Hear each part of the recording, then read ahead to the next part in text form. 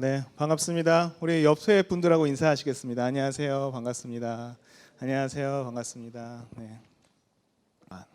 오늘 본문 말씀 골로새서 1장 27절 다 같이 한 목소리로 읽도록 하겠습니다. 시작. 하나님이 그들로 하여금 이 비밀의 영광이 이방인 가운데 얼마나 풍성한지를 알게 하려 하심이라. 이 비밀은 너희 안에 계신 그리스도시니 곧 영광의 소망이니라. 아멘. 감사합니다. 오늘의 주제는 가득하더만입니다. 가득하더만. 가득하다는 거죠.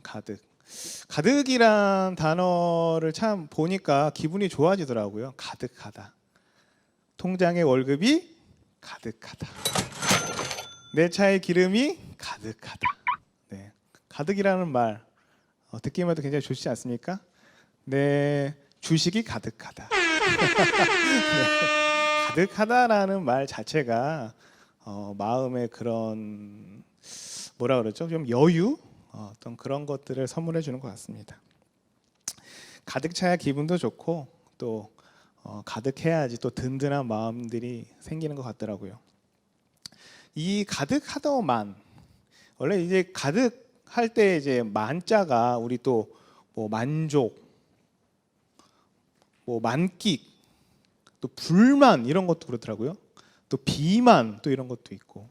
그게 만 할 때 그 같은 만이거든요. 만렙 이런 것도 이제 그 만이죠. 네. 제가 여러분들에게 만렙 하니까 알아듣네요. 네, 다른 어린애 만렙 하니까 그게 뭐냐요? 그래서 네, 만렙 그런 거 다 만자가 들어가는 겁니다. 한문에서 따온 만자인데요. 물과 평평한 것이 만나서 이루어진 글자입니다. 그릇에 우리 그림 하나만 띄워주실래요? 그릇에 물을 딱 담았어요. 담으니까 어떻게 됐죠? 물이 평평하게 가득 찼죠. 저런 상태를 이제 우리가 한문을 탈 때 만이라고 표현을 하는데, 제가 어저께 집에서 저거 제가 찍은 건 아닌데 저걸 한번 이미지를 만들어 보려고 그 음료수 잔에다 물을 담아봤는데 음료수 위로 물이 올라오더라고요. 그걸 보면서 초등학교 3학년으로 돌아간 줄 알았습니다. 이게 물이 컵을 위로 올라오네. 이런 상태가 가득하다는 것을 표현한 거구나. 그래서 그런 생각이 들더라고요.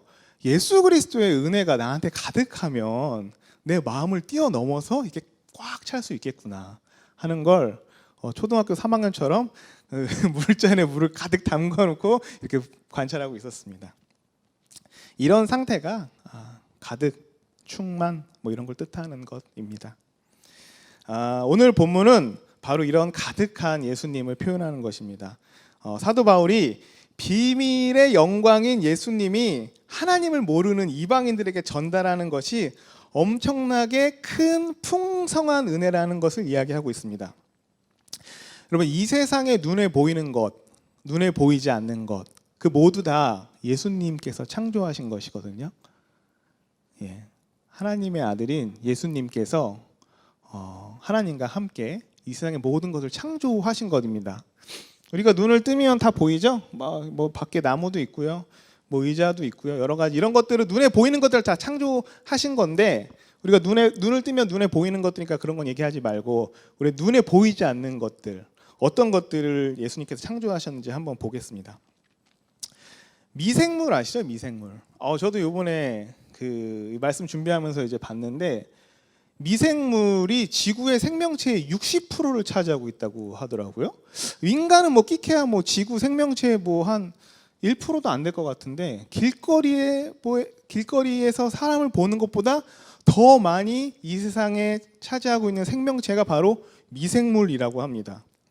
이 미생물이 있어야지만 지구가 숨을 쉴 수 있고 이 지구가 돌아갈 수가 있습니다. 그 뭐 과학자들이 뭐 저기 어디 우주에 뭐 그 물 이렇게 찾으려고 막 난리잖아요. 물 찾고 싶어서. 물이 이제 생명의 근원이니까. 근데 저는 과학을 굉장히 좋아해요. 다큐멘터리 이런 거 굉장히 좋아하는데 그걸 보고 있으면은 이 뭐 우주가 이렇게 넓은데 뭐 지구에만 생명체가 있다는 것이 뭐 굉장히 뭐 우주적 낭비다, 뭐 공간의 낭비다, 뭐 이런 표현들을 하는데 하나님의 사랑이 그런 거예요.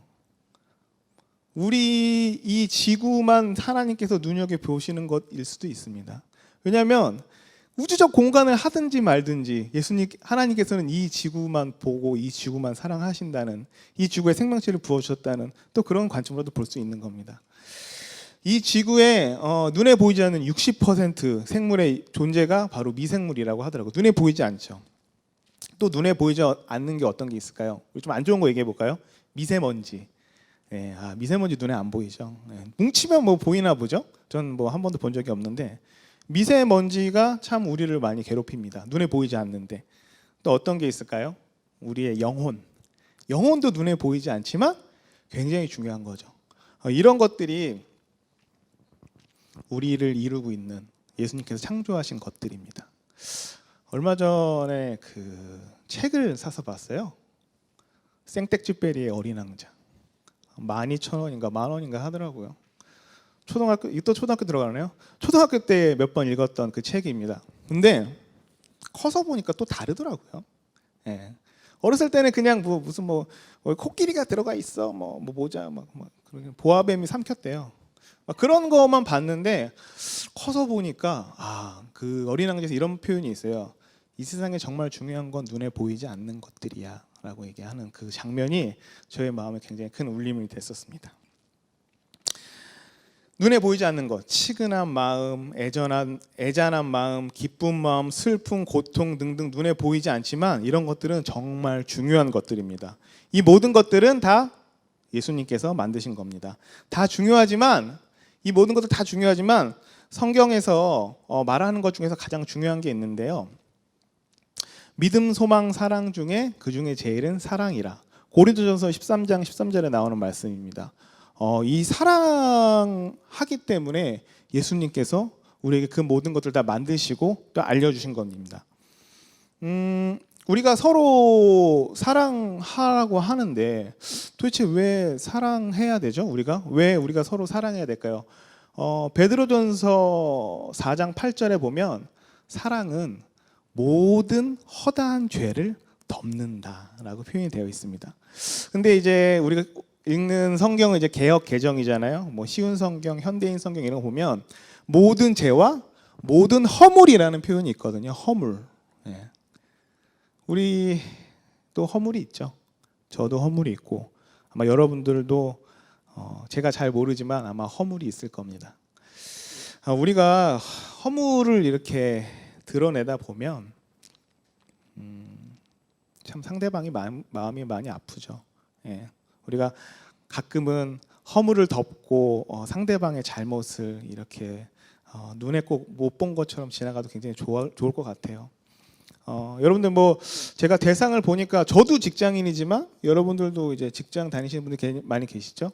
우리 눈에 가장 보이는 허물이 누구일까요? 리더인 것 같아요. 리더의 허물이 우리 눈에 참 보이죠. 참 우리 팀장님 칭찬하기가 참 힘들더라고요. 네. 여러분들 위에 과장님 계신가요? 과장님? 제가 저도 다 많은 회사를 다닌 게 아니라서 과장님 계시죠? 과장님 칭찬하시는 분들 계시죠? 팀장님, 과장님 칭찬하기가 쉽지가 않습니다. 특히 우리 대표님 칭찬하기 쉽지가 않아요. 욕을 잘 하시던데 참 칭찬하기가 쉽지가 않습니다. 근데 우리가 사랑하는 마음으로 그들을 바라보면 그들의 허물도 우리가 덮을 수 있는 겁니다. 근데 왜 우리가 사랑해야 되죠? 왜 우리가 사랑해야 될까요? 저도 곰곰이 생각해 봤습니다. 제가 왜 사랑해야 되죠? 하나님께서 저에게 그 사랑을 알려주셨기 때문입니다. 저도 예수 그리스도의 사랑을 받은 사람이고 체험했던 사람이기 때문에 이 받은 것만 가지고 그냥 살 수가 없어요. 왜냐하면 양심에 너무 찔려서 너무 감사하거든요. 하나님께 그 사랑을 여러분과 제가 다 받았습니다. 저와 여러분들은 조금 더 특별하게 받은 거예요. 왜냐하면 예배 자리에 나올 수 있다는 것 자체가 조금 더 특별하게 받은 겁니다. 근데 사실 이 모든 숨을 쉬는 사람들, 이 세상의 모든 사람들, 아랍이나 유럽이나 아프리카, 미국 다 모든 사람들은 다 하나님의 동일한 은혜를 받은 거예요. 그렇지만 우리가 알고 있냐 모르고 있냐 그 차이가 있는 겁니다. 우리가 예배를 드림으로써 사람만이 할 수 있는 가장 큰 영광, 하나님께 드릴 수 있는 영광, 이게 바로 예배의 행위입니다. 예배는 기도와 말씀으로 이루어진 거룩한 행위입니다. 이 자리는 아무나 올 수 있는 곳이 아니죠. 예. 예배를 드리면 드릴수록 점점 그런 것들이 많이 생각이 들어요. 그런 것들이 많이 마음속에 새겨집니다. 뭐 때문에 교회에 못 나오는 경우도 있고, 뭐 때문에 관계 때문에 틀어진 경우도 있고, 참 그런 것들 때문에 예배에 못 나오는 경우도 사실 많이 있는데, 여러분들께서는 그런 것들 다 뚫고 최소 28년 이상은 살아온 분들인데, 여러분들 정말 여러분들 스스로에게 참 잘했다고 칭찬하셔도 좋을 것 같습니다. 아마 하나님께서 나중에 여러분들을 직접 만나시면 정말 잘했다 칭찬 많이 하실 것 같아요. 우리는 그렇게 조금 더 특별한 진리의 사랑을 받는 사람들입니다. 그러기에 우리는 사랑할 수 있습니다. 허물을 덮어줄 수 있습니다. 죄를 죄되게 하는 것이 아니라 더러운 사람을 이렇게 안을 수가 있는 거예요. 저도 굉장히 더러운 사람이었거든요. 그 다윗이 그런 표현을 합니다. 죄의 허물을 가리움을 받은 사람은 은혜가 있다고. 제 가리움을 지저분하죠. 제 속내를 이렇게 보면 볼수록, 저를 묵상하면 묵상할수록 제 속에는 더러운 추악밖에 보이지 않는데, 예수님을 묵상하면 묵상할수록 마음이 기뻐집니다. 그래서 더러운 저를 안아주시고 깨끗하게 하셨다고 하시고 인정하신 분이 바로 예수님입니다. 이제 하나님의 아들이 되었다라고 인정하신 분이 예수님입니다. 우리가 이걸 체험했냐 안 했냐에 따라서 남을 사랑할 수 있는지 못하는지 그런 판단이 되는 것 같아요. 일본에 가가와 도요 히코라는 분이 계세요. 장로교 목사님이신데, 요새는 시국이인 만큼 뭐 이렇게 막 일본 거 뭐 잘 얘기 안 하는데, 저는 이분의 글을 읽으면서 참 마음이 많이 와닿았습니다. 가가와 도요 있고, 일본이 그렇게 많은 사람들을 그 세상에서 자랑하기가 참 별로 없어요. 일본이란 나라 자체가 우리가 그렇게 이렇게 대단한 사람들이 있습니다, 본받을 만한 사람들이 있습니다라고 하는 사람이 많이 없는데, 그 중에 두 명, 가가와 도요히코와 우찌무라 간조라는 분이 계세요. 이 두 분은 일본이 지금도 이렇게 우리의 이런 훌륭한 사람들이 있다라고 얘기하는 분들입니다. 가가와 도요히코 이 분이 이제 목사님이신데, 원래는 그 아버지가 고위직 간부셨고 엄마는 기생이었습니다. 근데 이제 뭐 그 기생과 그 고위 간부 사이에서 이제 나온 아들인데, 사실 첩의 아들이에요. 본처가 아니라 첩의 아들. 그러니까 이렇게 저렇게 하다가 기생에 가서 술을 마셨는데, 그렇게 해서 이제 생긴, 그냥 어쩔 수 없이 생긴 아이인 겁니다. 근데 이제 그 아버지는 4살 때 돌아가시고, 이제 어머니는 5살 때 돌림병으로 돌아가셨습니다. 근데 이제 5살 때 어디 갈 데가 없어요. 이게 1888년도에 태어나신 분이거든요. 어디 갈 데가 없으니까 이제 본처, 그 아버지의 본처의 집에 얹혀 산 거예요. 남도 아니고 자기 남편의 처의 아들인데 우리 집에 와서 사는 거예요. 그 받을 구박을 생각하니까 그 형들한테 받을 구박, 남이었으면 차라리 난데 남도 아니고 첩의 자식이었으니까 얼마나 힘들었을까, 그 삶이 보여지더라고요. 근데 이제 12살 되던 해에 그 집 앞에 이제 그 담장에서 이렇게 앉아 있는데, 햇볕을 쬐고 있는데 전도 행렬이 막 지나가고 있었대요. 그러니까 1888년도 보니까 1900년 되겠네요. 1900년도에 이제 그 집 앞에 북을 치면서 이제 막 전도 행렬이 막 가고 있었대요. 거기 뭐라고 했냐면,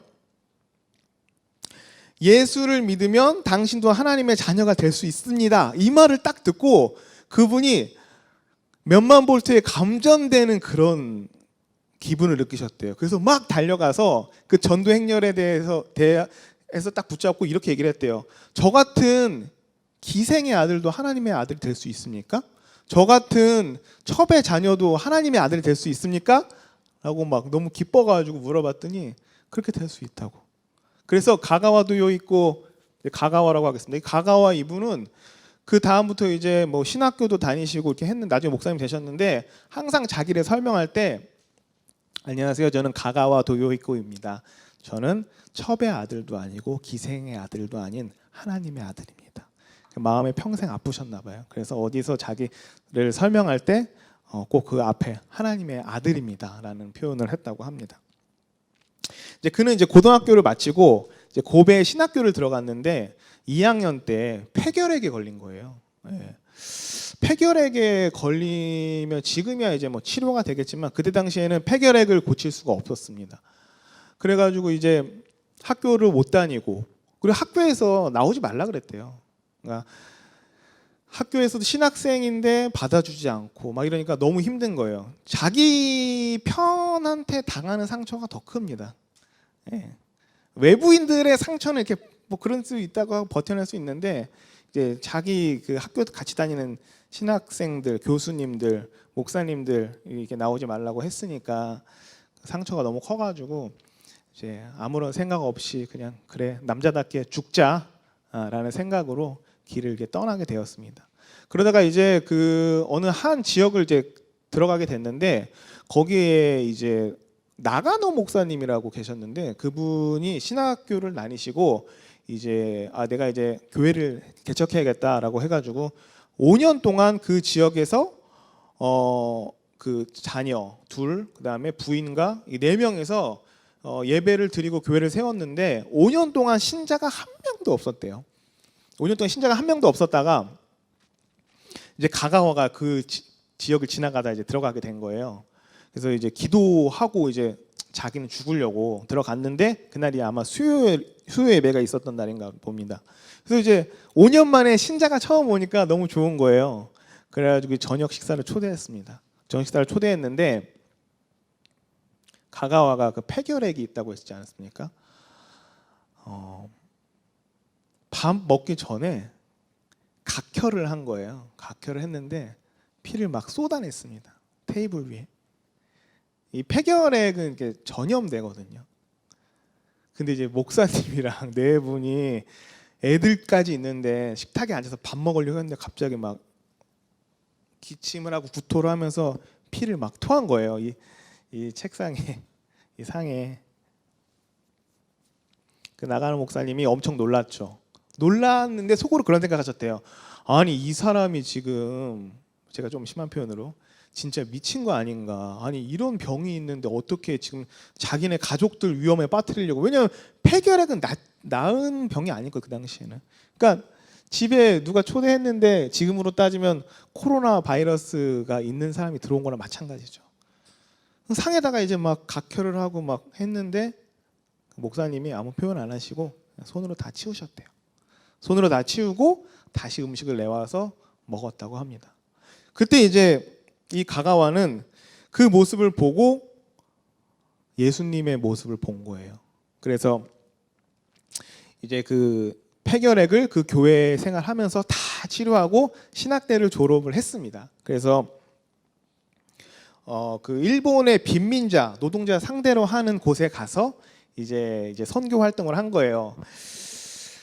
그 1910년, 1920년 이때만 하더라도 이제 일본이 이제 전쟁 준비 막 하고 막 그러느라고 많은 것들이 이제 어수선했었겠죠. 근데 거기도 이제 일본의 빈민가들이 굉장히 많았는데 거기에는 진짜 인생의 막장을 사시는 분들이 굉장히 많았나 봐요. 근데 이제 거기서 이제 예수 그리스도의 막 은혜를 전하고 그렇게 살려고 하니까 쉽지는 않은 삶이었겠죠.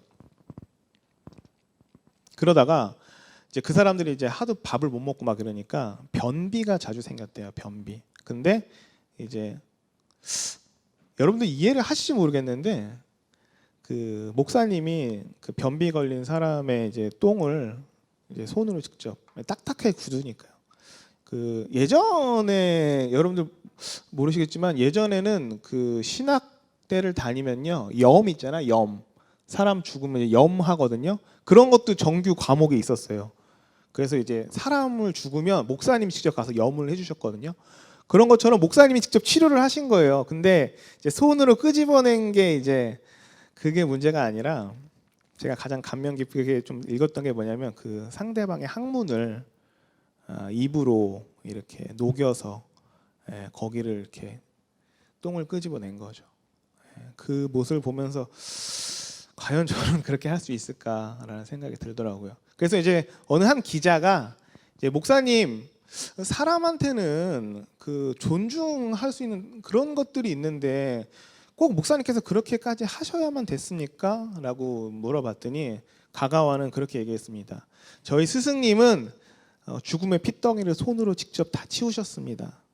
저는 그냥 그거 보고 따라 할 뿐입니다. 라고 얘기를 하더라고요.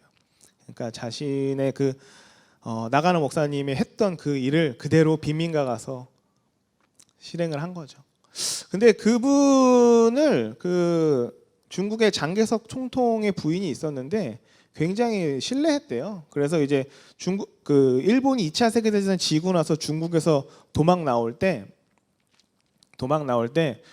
일본인은 절대 건들지 말아라 라는 게 그 칙령 1호였다고 합니다. 왜냐하면 이 가가와 목사님을 너무 존경해서 일본인은 절대 건들지 말아라. 그래서 일본인들은 무사히 도망 나왔다고 하더라고요. 죄인인 저를 하나님께서 깨끗이 씻겨 주시고 사랑해 주셨습니다. 사랑해 주시면서 천국의 소망도 주시고 저를 아들로 만들어 주셨습니다. 제가 이 세상을 살아가면서 할 수 있는 게 무엇일까라고 제가 생각을 해봤어요. 근데 제가 할 수 있는 건 제가 하나님께 받은 그 은혜를 그 사랑을 여러분들께 전하는 것뿐입니다. 오늘 그 담임 목사님 말씀하시면서 그걸 들으면서 제가 들은 생각이 제가 왜 교회를 이렇게 계속 다닐까? 제가 이 교회를 왜 계속 이렇게 다닐까라고 생각을 해봤는데 제가 이 교회를 다니려고 하는 건 행복하려고 다니는 거더라고요. 하나님께 그 사랑을 받은 것이 너무 행복하기 때문에 제가 할 수 있는 것, 제가 여러분들을 섬기는 것, 여러분들을 도와주는 것, 그것이 제가 할 수 있는 일이고 또 그 중에 하나는 예배를 드리는 것입니다. 예수님께 감사하면서 예배를 드리는 것, 세상을 이롭게 하면서 예배를 드리는 것이 저의 가장 할 수 있는 하나님의 일들입니다. 근데 왜 이렇게 할까요? 목사님들, 전도사님들, 간사님들, 뭐 예배 사역자분들 다 이렇게 왜 할까요? 그것은 여러분 그분들이 다 하나님께 사랑을 받은 것을 직접 느꼈고 그 영광을 말씀을 통해서 받기 때문입니다. 하나님의 비밀의 영광이 얼마나 풍성한지를 봤기 때문입니다. 본 걸 못 본 채 할 수가 없기 때문에 우리는 그렇게 일하고 우리는 그렇게 전할 뿐입니다. 제가 예수님 보니까요 정말 가득하더라고요. 그 안에 은혜와 자비와 사랑과 양성과 평화와 인내와 오래 참음 그런 것들이 예수님 안에는 가득가득 하더라고요. 근데 여러분 세상에서 그런 것들 볼 수 있습니까? 세상에는 그런 게 잘 없어요. 세상에 누가 자비를 나한테 베풀어 줍니까? 누가 세상에 저에게 은혜를 베풀어 주죠? 세상엔 잘 없더라고요. 그래서 하나님께서 제 삶에 만족하게 하셨습니다. 그런 것들 통해서. 그래서 저는 여러분들 보시기엔 제가 부족할 수도 있겠지만 저의 직장, 저의 수준, 저의 삶 저는 굉장히 만족합니다. 왜냐하면 예수님께 다 온전히 맡겼기 때문에 저는 거기에 대해서 만족합니다. 하나님의 비밀은요 바로 예수 그리스도이십니다. 사람의 비밀은 드러나면 드러날수록 손가락질을 받는 대상이 되죠. 디스패치를 좋아하는 이유가 상대방의 비밀을 드러내기 때문에 그게 이슈가 되는 것 같아요. 사람의 비밀은 파고 파면 팔수록 지저분한 것만 나오게 되죠. 근데 하나님의 비밀은요? 하나님의 비밀은 파고 파면 팔수록 신기하고 놀랍고 사람에게 이로운 것들만 나오게 됩니다. 여러분들 하나님의 비밀을 알고 싶으시면요 목사님과 친해지십시오. 말씀과 친해지십시오. 그러면은 말씀이 또 목사님께서 말씀을 전해 주실 때 하나님의 비밀을 여러분들에게 전할 겁니다. 오늘 사도 바울은 그리스도가 바로 이 비밀이라고 얘기하신 겁니다. 그분은 풍성한 분입니다. 나 자신을 보면 초라하지만 그분을 보면 풍성함을 느낄 수 있습니다. 인생은 끝없는 고민과 염려 속에 있습니다. 교회에서 이 표현하면 좋지는 않지만 딱 맞는 표현이 있어서요. 고해라는 말 있죠. 고해. 불교 용어긴 한데 고통의 바다라는 것입니다. 고통의 바다. 그게 바로 고해입니다. 근데 그 고통의 바다는 끝이 없거든요. 그래서 우리를 하나님께서 여러분들께 구원해 내신 거거든요. 구원. 영어로 뭐죠? salvation. 청년일부 찬양팀이죠. salvation이 구원했다는 겁니다. 구원. 구원은 건져냈다. 고통의 바다에서 우리를 건져내 주신 분이 바로 하나님이시고 예수 그리스도를 통해서 우리를 건져내 주신 것입니다. 구원받고 보니까요, 예수님의 풍성함이 저를 압도하더라고요. 그래서 저는 가장 소중한 저의 가치는 바로 이 교회, 이 예배, 그리고 예수 그리스도를 알고 전하는 것입니다. 마지막으로 하나 말씀드릴게요. 그 성경에 보면 밭에 감추인 보배라는 표현이 있거든요. 근데 왜 밭에 감추인 보배일까? 우리는 우리도 몇 년 전에 마늘밭에서 몇백억 나왔다고 그런 게 있었는데, 밭에 우리는 보물을 잘 감추진 않죠. 근데 이제 이스라엘 같은 경우는 워낙 이 침략과 그런 게 많았기 때문에 집안에다가 두면은 이제 다 훔쳐가니까, 노략을 당하니까 그 밭에다가 이렇게 담아놨나 봐요. 근데 이제 이스라엘은 여러 가지 법들이 있죠. 근데 주인이 갑자기 밭에다가 보물을 감춰놓고 죽을 수도 있고, 아니면 또 희년이라 그래서 이제 모든 재산을 50년에 한 번씩 이렇게 하는 여러 가지 법들이 있으니까 아마 그 보물을 잊어버리고 그냥 그 밭을 팔려고 내놓은 것 같습니다. 근데 이제 지나가다 그 밭에 보물이 감춰져 있는 걸 그 사람이 아는 거예요. 그럼 어떻게 하죠? 막 자기의 재산을 이제 다 있는 것 없는 것 다 끌어모아서 다 팔아가지고 그 밭을 이렇게 산 겁니다. 왜요? 그 밭에 보물이 있으니까요. 그 밭에 보물이 있으니까 그 밭을 산 겁니다. 여러분들의 그 바라볼 수 있는 그 영역이 저는 더 띄어졌으면 좋겠습니다. 그 보물이 바로 이 과천 소망교회에 있거든요. 그 보물이 드림 청년 이 예배자리에 있습니다. 여기가 바로 감추어진 보배가 있는 곳입니다. 여러분들 모든 것을 팔아서 예수님을 사시고 교회를 사시면 여러분들께 하나님께서 천국의 은혜와 하나님의 영원한 기쁨을 선물 될 줄 믿습니다. 예수님은 풍성한 분입니다. 모든 것이 다 있으신 분입니다. 그 가득한 분에게 오셔서 가득가득 선물 받아가시는 여러분들 되시길 축원합니다. 기도하고 마치도록 하겠습니다. 하나님 감사합니다. 구원받고 보니 예수님께서 너무나 많은 것 가지고 계시고, 예수님께서 우리를 구원해내시기 위한 그 은혜가 나를 압도한다는 것을 깨달았습니다. 하나님께서 너무나 사랑하셔서, 나를 너무나 사랑하셔서 구원자를 보내신 예수 그리스도를 믿게 하시고 깨닫게 하시고 이루게 하신 것은 하나님의 값진 비밀입니다. 우리가 그 비밀을 알았습니다. 그게 바로 예수님이라는 것을 깨달았습니다. 그러니 나의 것을 주님께 온전히 맡기며 나아갈 수 있게 도와주시옵시고, 우리가 구원받은 자로서 하나님께 기쁨의 영광의 예배를 드리는 우리 모두가 될 수 있도록 하나님 축복하여 주시옵소서. 오늘 이 시간 전해지는 그 말씀들이 나의 마음속에 삶의 능력이 될 수 있도록 도와주시옵시고, 하나님께서 인도해 주실 때에 우리 마음에 기쁨이 차고 넘칠 수 있도록 도와주시옵소서. 하나님, 많이 어려운 시대에 우리가 살고 있습니다. 변화하는 시대에 살고 있습니다. 그러나 주님께서 나의 발에 등이 되어 주시고 예수 그리스도의 말씀이 나의 기쁨이 되게 하사 우리가 눈먼 자로 살아가는 것이 아니라 눈뜬 자로 하나님의 말씀 가운데 이 세상을 담대히 이길 수 있도록 하나님 그렇게 사용하여 주시옵소서. 언제나 함께해 주시 믿사오며 사랑 많으신 우리 주 예수 그리스도 이름으로 믿고 기도드려 싸움나이다. 아멘. 감사합니다.